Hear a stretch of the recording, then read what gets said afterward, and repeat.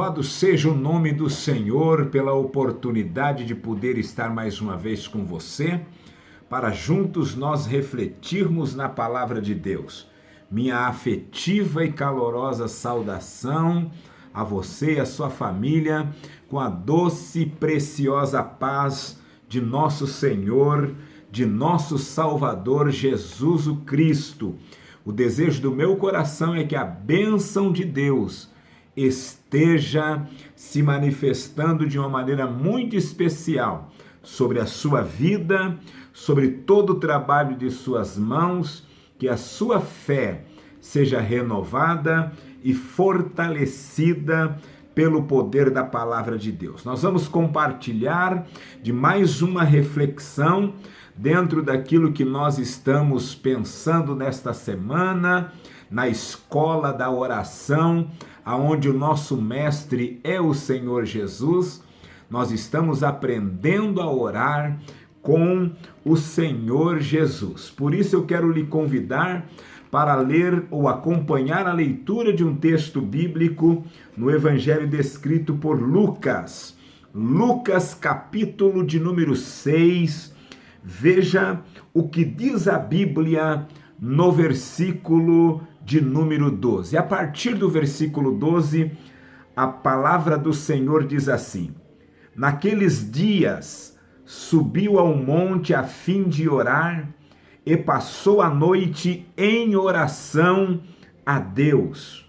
Quando já era dia, chamou a si os seus discípulos, ou os discípulos, e escolheu 12 entre eles, ou dentre eles, a quem também deu o nome de apóstolos. Aí segue a lista: Simão, a quem chamou Pedro, André, seu irmão, Tiago e João, Filipe e Bartolomeu, Mateus e Tomé, Tiago, filho de Alfeu, Simão, chamado Zelote, Judas, filho de Tiago, e Judas Iscariotes, que foi o traidor.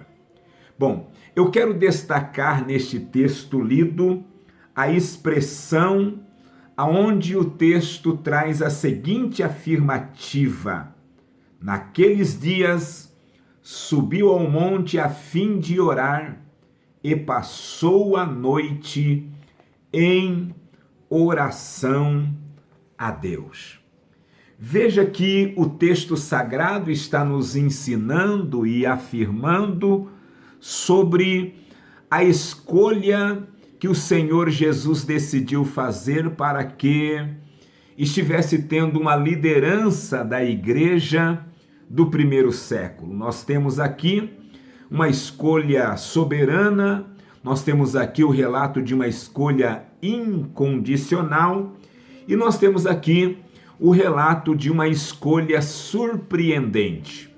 Me chama a atenção o texto dizendo que o Senhor Jesus escolheu 12 homens para compor, o grupo apostólico, o colégio apostólico, e o texto sagrado diz que ele fez um retiro para estar durante uma noite inteira, intensa, de oração. Veja que o texto afirma que Jesus passou uma noite com muita intensidade, orando, pedindo, suplicando, buscando a direção e a orientação de Deus. Veja que o texto sagrado já nos ensina que, primeiramente, veja que o texto diz que ele chamou a si os seus discípulos.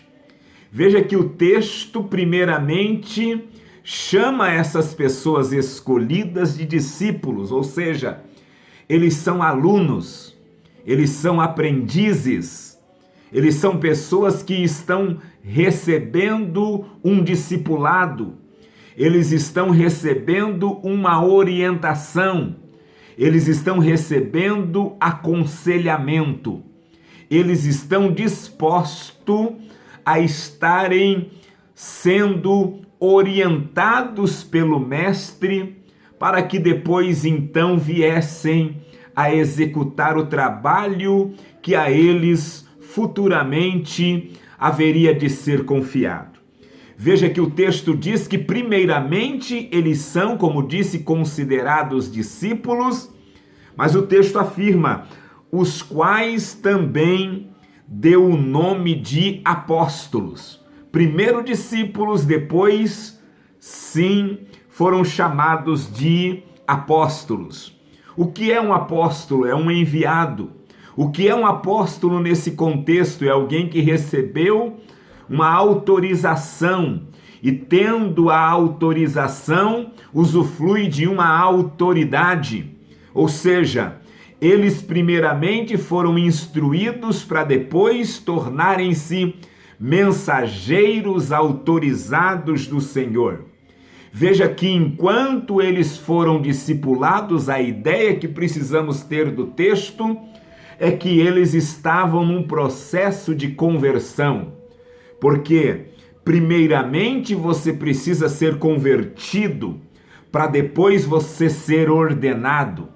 Primeiramente, você aprende para depois você ensinar. Então, esta é a primeira verdade que este texto nos ensina, que a conversão deve preceder o ministério, o trabalho, o serviço, a obra que vamos realizar em nome e para a glória de Deus. Agora, olha que interessante. O Senhor Jesus orou a noite inteira para tomar uma séria decisão. Eu pergunto para você, você tem orado para tomar as tuas decisões? Você tem intensificado a tua oração quando você precisa tomar uma séria decisão? Isso é muito interessante, isso é muito importante a gente considerar.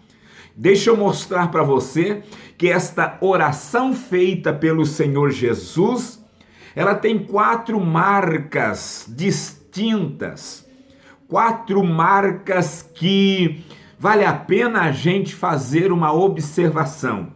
Primeiro, veja que o texto sagrado diz que Jesus subiu ao monte a fim de orar.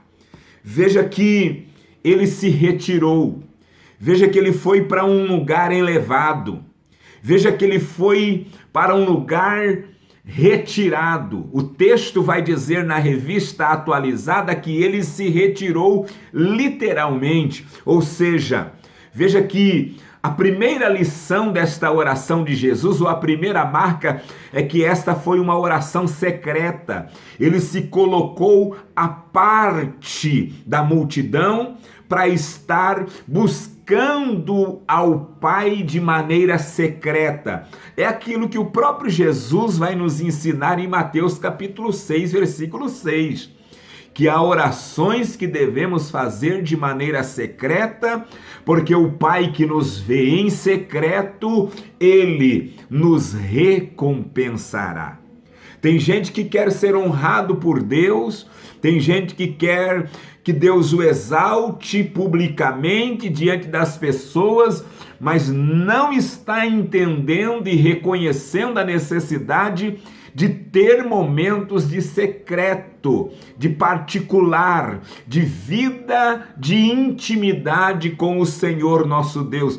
E Deus está me usando para lembrar você, se você quer ser honrado, honrada publicamente, você precisa buscar a Deus na intimidade, de maneira secreta, e você pode ter certeza que se você passar um momento, se você passar um tempo em secreto com Deus, quando você tiver que se manifestar, se apresentar diante do público, você não temerá. Você vai ver que o Espírito do Senhor vai te capacitar, vai te dar graça, vai te dar sabedoria, vai te dar ousadia, vai te dar autoridade, a unção vai sobressair e você vai ver o nome de Jesus sendo glorificado.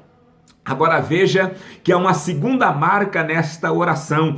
O texto diz que ele passou a noite orando, uma noite de intensa oração. Então veja que esta oração traz a marca da insistência, da perseverança. Veja que ele não orou apenas por alguns minutos, não orou por algum momento apenas. Ele intensificou por um período de uma noite inteira, porque a decisão era muito séria. Aleluia!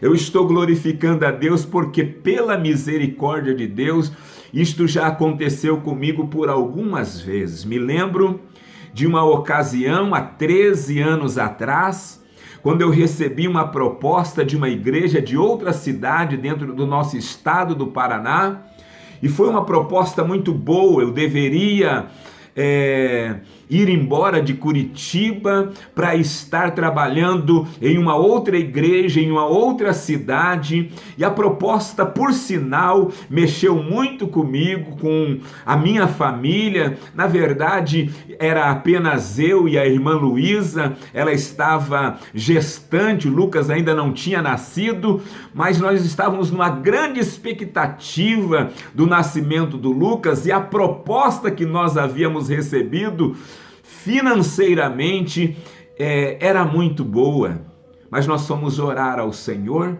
porque embora fosse uma proposta muito boa, muito, vamos dizer assim, chamativa, nós queríamos estar, como desejamos estar sempre, no centro da vontade de Deus. E numa madrugada, literalmente, eu juntamente com a minha esposa, a irmã Luísa, passamos uma noite inteira em oração. Acerca desta proposta, nós havíamos comentado com apenas uma irmã, que era uma grande parceira nossa de oração, e que nós confiamos relatar a ela esta proposta que havíamos recebido. Aí eu iria contar esta proposta para pedir uma orientação ao pastor Wagner Tadeu dos Santos Gabi, que na ocasião era o copastor da igreja sede, e o vice-presidente do pastor José Pimentel de Carvalho, que na ocasião ainda estava vivo entre nós. E sabe o que aconteceu? Depois de uma noite inteira, começamos à meia-noite orar, e atravessamos a madrugada e fomos até às 7:30 da manhã. Nos arrumamos porque neste dia nós tínhamos o trabalho de consagração na igreja sede, e 8:30 da manhã nós já estávamos no templo sede para iniciar o trabalho de consagração que dirigimos por 12 anos no nosso templo sede da Assembleia de Deus aqui em Curitiba.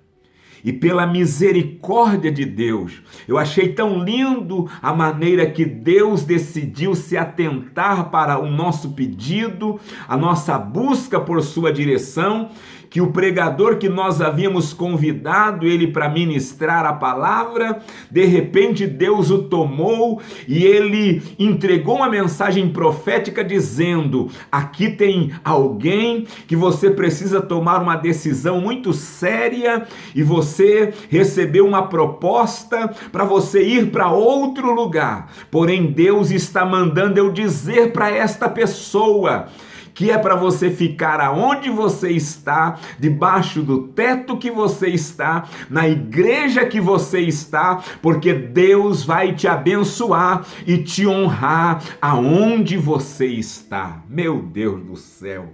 Que resposta tremenda que nós recebemos de Deus por conta daquela perseverança e daquela busca por uma noite inteira em oração. Então, quero orientar você e dizer você, em momentos de decisões, onde você não pode errar na escolha, busque a Deus com intensidade. Se você não puder estar durante uma noite inteira, mas busque a Deus por um período mais prolongado, e eu tenho certeza, Deus não vai deixar você sem resposta.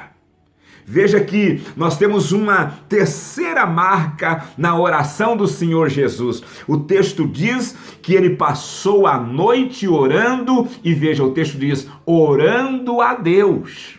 Veja que aqui nós vemos a submissão que ele tinha ao Deus Todo-Poderoso. Então ele orou de maneira submissa, ele orou reconhecendo que a vontade do Pai é que deveria ser feita, ele orou pedindo a direção de Deus, a orientação de Deus, a sabedoria de Deus, e que Deus confirmasse a escolha que ele deveria fazer no dia seguinte.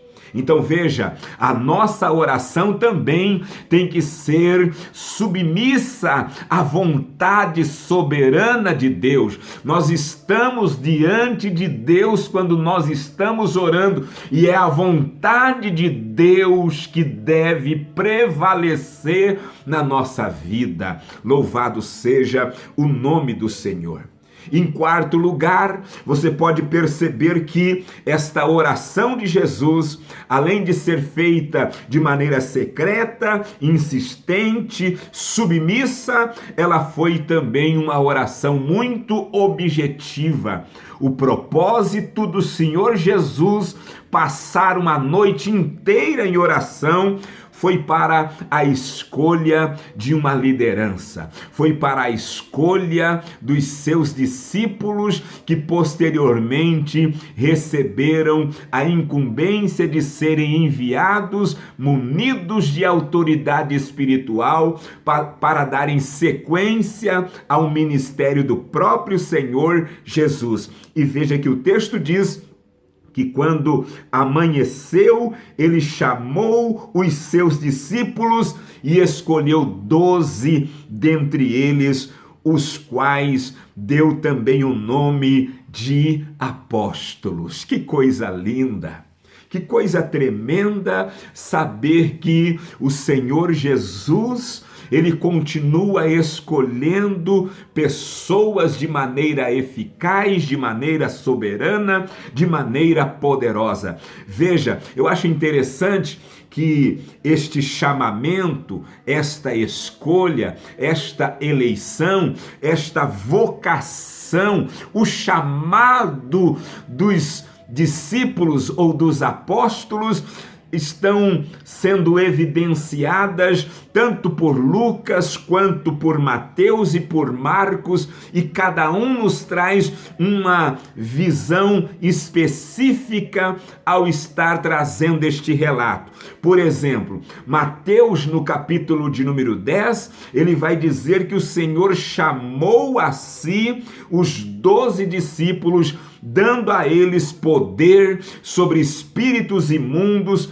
para expulsarem demônios, libertarem as pessoas oprimidas e para curarem toda sorte de doenças e enfermidades. Ou seja, Mateus enfatiza a autoridade espiritual que o Senhor Jesus confia àqueles a quem ele escolhe. Veja que Marcos vai dizer um pouco diferente, me chama a atenção a expressão e o detalhe que Marcos nos apresenta. Marcos, no capítulo 3, versículo de número 13 a seguir, a Bíblia diz que Jesus subiu a um monte e ele chamou quem ele quis e vieram para estar com ele. Veja que detalhe interessante. Jesus escolhe a quem ele quer, e isto ele faz dentro da sua soberania. Foi ele quem quis escolher homens comuns, foi ele quem quis escolher homens simples, foi ele quem quis escolher homens considerados como iletrados, foi ele quem quis escolher homens cheios de limitações, foi ele quem quis escolher homens até mesmo de temperamentos explosivos. Foi ele quem quis escolher homens até com certo grau de preconceito na vida, como foi o caso de Bartolomeu. Foi ele quem quis escolher um homem que num primeiro momento tinha dificuldade no coração para crer de maneira plena, como foi o caso de Tomé. Foi ele quem quis escolher um homem chamado Pedro, que num primeiro momento era um homem inconstante, que falava sem pensar, que num primeiro momento poderíamos chamá-lo de contraditório, de um homem de pouca firmeza e de pouco equilíbrio, de um homem temperamental. Mas veja que cada um dos que o Senhor Jesus escolheu, o Senhor Jesus trouxe capacitação, o Senhor Jesus ensinou, o Senhor Jesus delegou e outorgou poder para que eles estivessem desenvolvendo e cumprindo uma missão. Aleluia! Eu quero dizer a você, bendito seja Deus, eu sei que eu devo estar falando com alguém que olha para si, olha diante de um espelho e vê a sua face e o seu semblante, e talvez você diz assim, mas eu não tenho condições, eu não tenho capacidade, eu sou muito inferior a A, B e a C. E é verdade, se você olhar dentro dos conceitos humanos, você vai ter que afirmar que realmente é verdade. Eu, você, nós escolhidos e escolhidas do Senhor, temos muitas limitações, temos muitas fraquezas, temos muitas situações as quais nós não temos coragem e competência de gerenciar e administrar. Mas eu preciso dizer a você, quem te escolheu foi Deus, portanto quem vai te capacitar é Deus, quem te escolheu, quem vai te dar sabedoria é Deus, quem vai te dar discernimento é Deus, quem vai te dar ousadia é Deus, quem vai te dar autoridade é Deus, quem vai confirmar a unção na tua vida é Deus, quem vai liberar poder sobre a tua vida é o Senhor que te escolheu. Então creia no teu chamado, creia na soberania de Deus em ter escolhido. Não pense você que Deus errou de endereço, não. Ele escolheu você, aleluia, no lugar certo, na hora certa, no tempo certo, e você vai ser um instrumento e um agente poderoso de Deus na terra. Glória ao Senhor. Deixa eu lembrar você de algumas verdades. Jesus Cristo disse, e olha que Jesus disse na noite em que ele foi traído, João 15,16. Não pense você que ele não sabia que Judas o trairia. Claro que sabia, mas ele quis dar uma oportunidade para Judas não só ter expulsado demônios por 3 anos e meio, não só para que Judas estivesse curando algumas pessoas doentes e enfermas durante o tempo que ele pôde andar no colégio apostolado junto com o Senhor Jesus, mas o Senhor Jesus facultou a Judas a oportunidade de ser de fato um homem transformado. Infelizmente, Judas não conseguiu ser sensível à voz do Espírito e ao chamado de Deus e deu lugar à carne. A ganância falou mais alto, a cobiça falou mais alto. E que Deus tenha misericórdia de nós, que Deus nos ajude a termos humildade, sensibilidade e valorizarmos a escolha de Deus. Mas olha o que Jesus Cristo disse em João 15,16: não fostes vós que escolhestes a mim, mas eu escolhi a vós e vos nomeei para que vades e deis fruto, e o vosso fruto, ele permaneça. Oh, glória a Deus! Deus te chamou pelo nome. Foi Deus que deu o seu nome. Foi Deus que escolheu você e é Deus quem está trabalhando ao teu respeito. E eu vou dizer algo a mais: Deus está lapidando você para uma grande obra. Continue andando com Jesus, continue buscando a presença de Jesus, continue fazendo o trabalho de discipulado, aonde Deus tem colocado você diante de pessoas para que você seja orientada por alguém que tem a graça de Deus, que está tendo paciência e longanimidade para instruir você dentro do propósito e da vontade de Deus para a sua vida. E tenha certeza do que eu estou lhe dizendo. Talvez Deus está usando a minha vida aqui para lembrar você que Ele te escolheu e vai fazer de você um vaso de honra para a glória do seu santo nome. Deixa eu lembrar você de uma outra palavra bíblica, Salmo 100, verso 3. A Bíblia diz: sabei que o Senhor é Deus. Foi Ele, não nós, que nos fez povo seu e ovelhas do seu pasto. Ei, Ele te escolheu para que você seja a ovelha do seu pasto, do seu pastoreio. E não tem pastor melhor do que o Senhor Jesus. O Senhor Jesus, Ele é considerado nas Escrituras como o bom pastor. Lembra de João capítulo 10, versículo de número 11? Jesus mesmo disse: eu sou o bom pastor, e o bom pastor dá a sua vida pelas suas ovelhas. Em João, aleluia, capítulo de número 10 e o versículo 14, Jesus disse: eu conheço as minhas ovelhas e das minhas ovelhas eu sou conhecido. A Bíblia vai dizer em Hebreus 13, 20, que Jesus, ele é o grande pastor. A Bíblia vai dizer em 1 Pedro 5, 4, que ele é o sumo pastor das ovelhas. E agora escute-me, no livro do profeta Ezequiel, no capítulo 34, eu vejo alguns tipos de ovelhas que são apresentadas no capítulo 34 do profeta Ezequiel. 2 tipos de ovelhas são exemplos de crentes com atitudes negativas.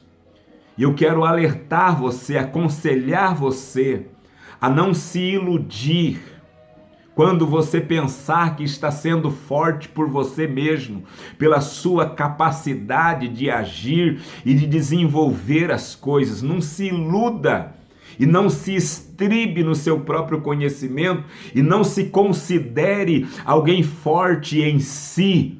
Porque Ezequiel 34, 16, a Bíblia fala de 2 tipos de ovelhas que parecem, num primeiro momento, exemplos positivos, mas na raiz da palavra são exemplos negativos. A Bíblia fala da ovelha forte e a Bíblia fala da ovelha gorda. Por que a ovelha gorda e a ovelha forte não são exemplos que devemos seguir diante do servir ao Senhor? Porque a ovelha gorda parece boa, mas na realidade não é boa, ela não é saudável. Porque são crentes, são pessoas que parecem e se acham autossuficientes. São pessoas que pensam que não tem necessidade alguma. Sabe aqueles crentes que acham que sabe tudo? Sabe aquelas pessoas que não se submetem a uma classe de discipulado? Sabe aquelas pessoas que acham que não precisa de uma escola bíblica dominical? Sabe aquele tipo de crente que deixa de frequentar culto de doutrina porque acha que já sabe tudo e na verdade não sabe nada? É um bebê espiritual, uma criança espiritual que não tem discernimento das coisas espirituais, não tem autoridade no mundo espiritual para expulsar um demônio, para curar uma enfermidade, para exercer autoridade sobre as hostes infernais da maldade.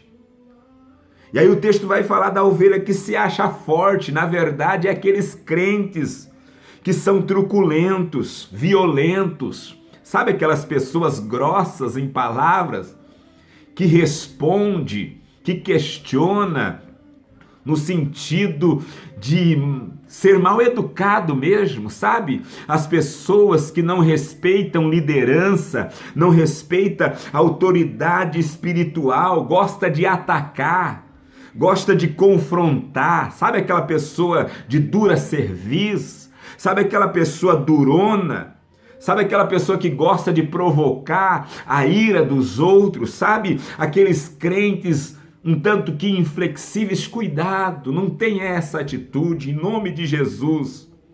Não seja um guerrilheiro espiritual, não seja assim. Essa atitude não agrada a Deus. Agora escute, por outro lado, eu vejo Ezequiel 34, versículo 4, nos trazendo 4 tipos de ovelhas que eu acredito que se identifica com alguém o qual eu estou falando nesta hora. A Bíblia vai dizer sobre ovelhas que estavam frágeis, fragilizadas, fracas. A Bíblia vai falar com ovelhas que estavam adoecidas, ovelhas que estavam quebradas e ovelhas que estavam desgarradas e ovelhas que estavam perdidas. Na realidade são 5 tipos de ovelhas. Ezequiel 34. A ovelha fraca, a ovelha doente, a ovelha quebrada, a ovelha desgarrada e a ovelha perdida. E escute, essas são ovelhas que o Senhor escolheu. Sim, então eu quero dizer que Deus, Ele conhece como você está diante dessa crise que nós estamos vivendo, diante dessa pandemia. Deus sabe que eu estou falando com pessoas que estão com pouca força.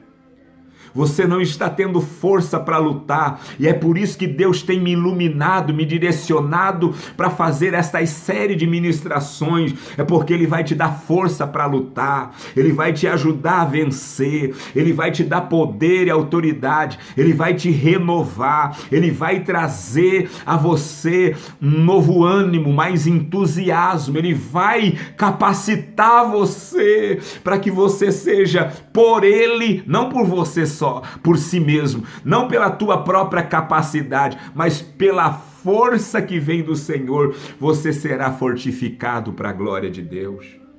Talvez eu falo com alguém que está sendo adoecido, está doente. Talvez você foi alvejado por esse vírus. Talvez alguém da tua família está sofrendo com esse vírus. Eu quero dizer para você que Deus, na sua infinita misericórdia, Ele vai usar essa palavra para trazer esperança de cura. E não só esperança, você vai viver o milagre da cura divina e da libertação. Eu sei que eu devo falar com pessoas que talvez estão num estado de doença crônica, mas o Senhor também cura enfermidades crônicas. Eu quero dizer para você, Deus vai trazer saúde, tanto para o teu corpo, quanto para a tua alma, quanto para o teu espírito. E se tiver alguma doença psicossomática, doença espiritual que tem te atormentado, essas doenças também serão curadas em nome e por amor de Jesus. Talvez eu falo com pessoas que estão mutiladas, quebradas espiritualmente, fragmentadas. Talvez eu falo com alguém que tem uma ferida aberta. E você ora, chora para que esta ferida venha a cicatrizar. Até agora ela continua aberta.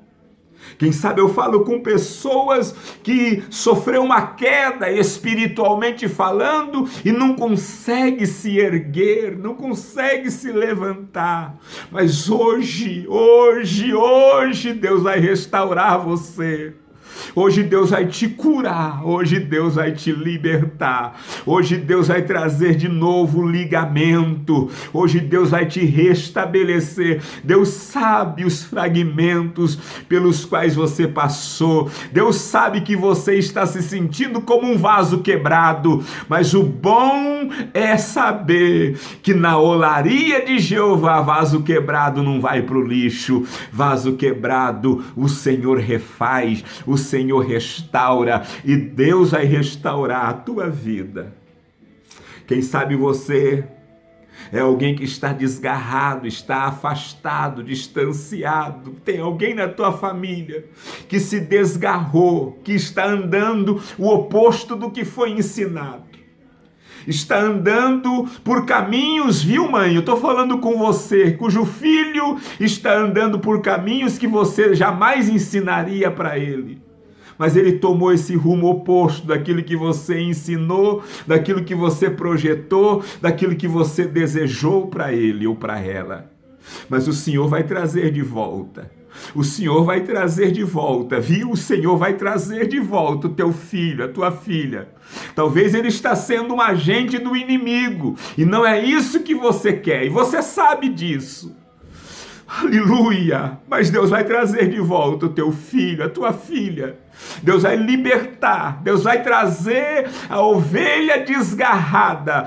Todos nós, como diz o profeta Isaías 53, verso 6, todos nós andávamos desgarrados, eu também andava desgarrado, você também era uma ovelha desgarrada, e o Senhor teve misericórdia de mim, também teve misericórdia de ti, vai ter misericórdia do seu filho, da sua filha, do seu cônjuge, vai ter misericórdia sim, o Senhor vai ter misericórdia sim. E eu quero dizer para você, ainda esse ano, você vai ter alegria de ver o teu filho voltando. Escuta aqui, porque eu profetizo em nome do Senhor. Ainda este ano, você vai ter alegria de ver o teu filho de volta nos caminhos do Senhor. Diga amém por essa palavra.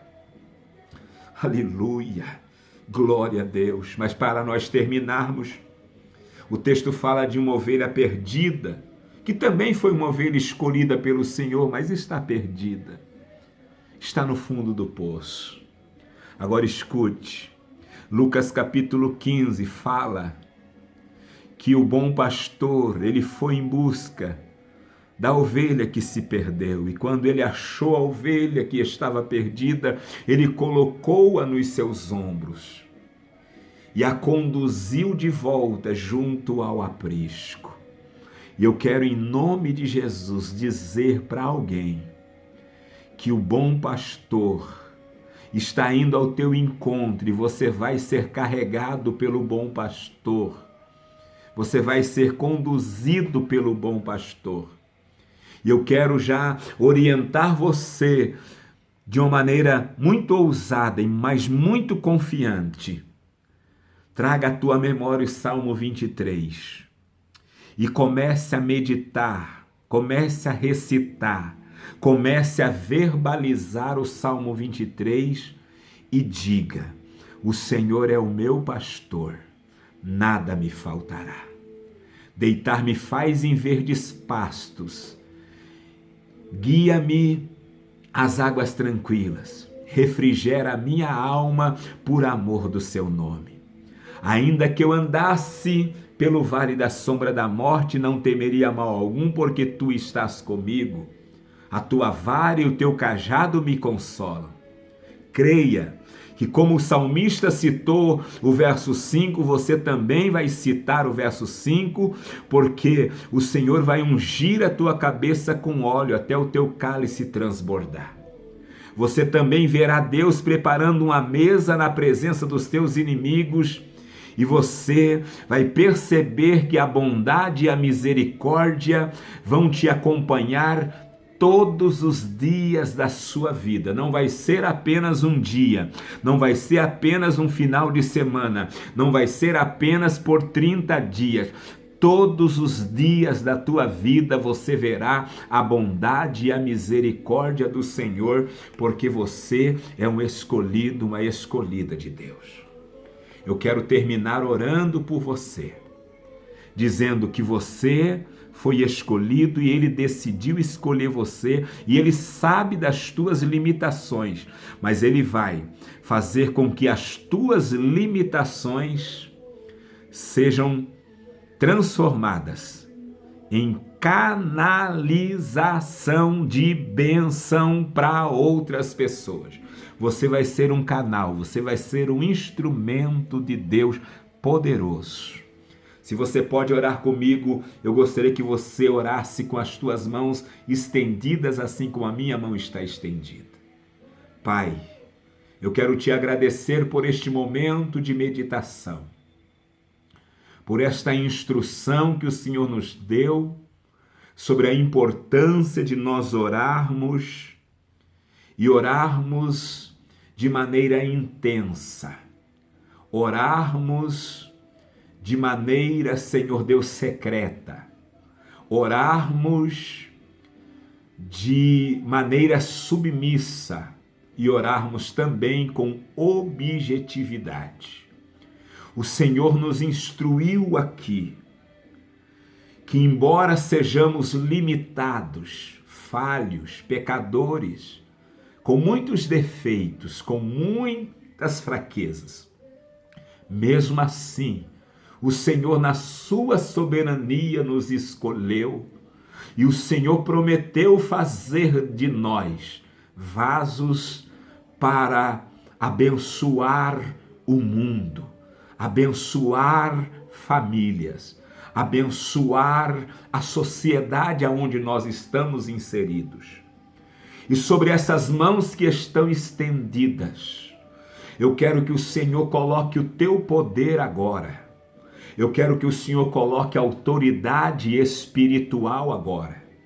E toda obra contrária, todo levante do inimigo, toda obra maligna, diabólica, este teu servo e esta tua serva recebe autoridade para expelir obras de magia negra, de macumbaria, de feitiçaria, para expelir toda obra desenvolvida, Senhor Deus, em encruzilhadas, em mata virgem, na beira da praia, ou em qualquer terreiro de umbanda, de quimbanda, ou seja lá o que for, nós ordenamos que a unção, a autoridade, o poder do Espírito esteja sobre as nossas mãos, mediante a palavra lida e compartilhada nesta reflexão. Autoridade sobre doenças e enfermidades, coloca nas nossas mãos e a partir da nossa vida, coloque a mão sobre a tua cabeça num ato de fé e ministre a cura sobre você mesmo, ministre a bênção da saúde sobre a tua estrutura física, do alto da cabeça à planta dos pés. Creia que o Senhor está te dando autoridade e o Senhor está lhe dando saúde em nome de Jesus. E essas mãos, Deus também confere autoridade para você impor sobre outras pessoas. E essas pessoas em quem você tocar, você também poderá ministrar a bênção da cura, da libertação e da transformação pelo poder de Deus. Então, hoje mesmo à noite, ore dentro da sua casa.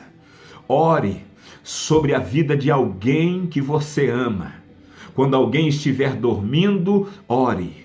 Se ele não quiser receber a oração acordado, ore quando ele estiver dormindo. Ore sobre os utensílios na tua casa. Ministre a bênção do Senhor, porque Deus está dando autoridade e poder nas suas mãos nesta hora.